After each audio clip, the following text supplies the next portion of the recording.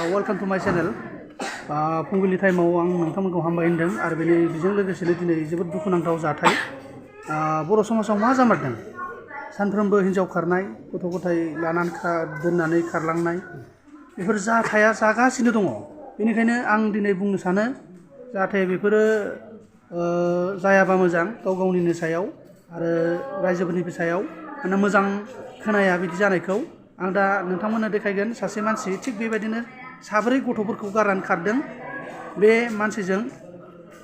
आं दसे नोंथांमोननो देखायगोन आरो बे दाबो माने गावनि हिनजावखौ फैफिनजानो लुबैयो आरो बियो बोसोरसे जाबाय आं नोंथांमोननो देखायनि नोंथांमोना अननानै नायलांबाय था आंनि भिडिअखौ मादा नोंना राजु नार्जारि ओमफ्राय अबे गामिया आंनिया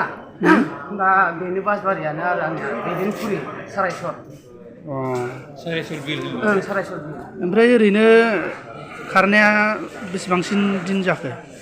खारनाया दा मथा मथि खननै खारबाय नालाय खननैयाव दा नै दा 6 माससो जाबाय आरो आवगोल 6 मास जाबाय आवगोलथ' नागिरना लाबोबाय नै दा 6 मास जाबाय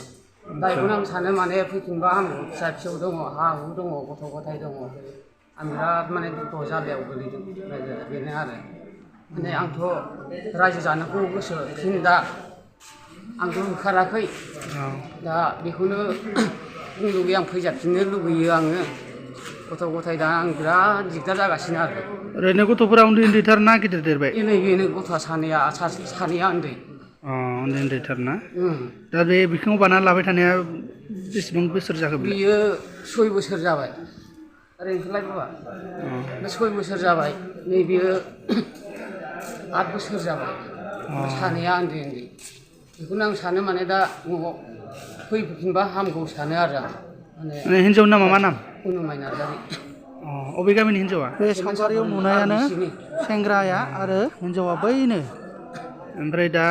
माने नोंथाङा फैफिनजानायखौ लुबैयो आं फैफिनजानो बै सेंग्रानि नामखौ मिथिगौ नामा बै सेंग्रानि नामखौ मिथिगौ नामा लांनायखौ बे जायबा नोंथांनि हिनजावा लांबाय बे सेंग्रानि नामखौ नोंथाङा मिथिगौ नामा राजा होनो होमबाथ' बर'आनो राजा बसुमतारि माने आंबो लुबैयो जे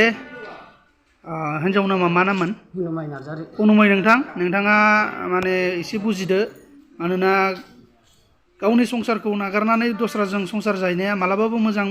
मोनजाहैया बेनिखायनो नोंथांखौ लुबैयो आंबो फैफिनजानायखौ आरो नोंथांनि हासबेन्डआबो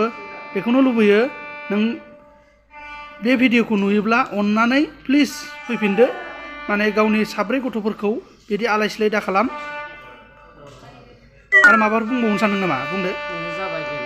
बेनो जाबाय ना बिसोर सानैखौ बबेबाफोर नुबा बे फन नाम्बाराव फन खालामनानै